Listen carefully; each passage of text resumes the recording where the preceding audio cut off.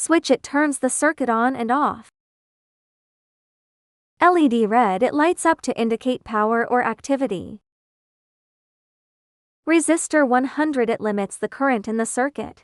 Now, let's see how these modules control the circuit. First, the forever block keeps the program looping non-stop. The digital right pin is an electronic switch that turns PO on or off. Setting PO to 1 turns the light on.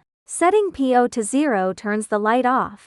The pause block makes the program wait, deciding how long the light stays on or off. Together, these blocks make the light blink in your custom rhythm. Now let's see it in action.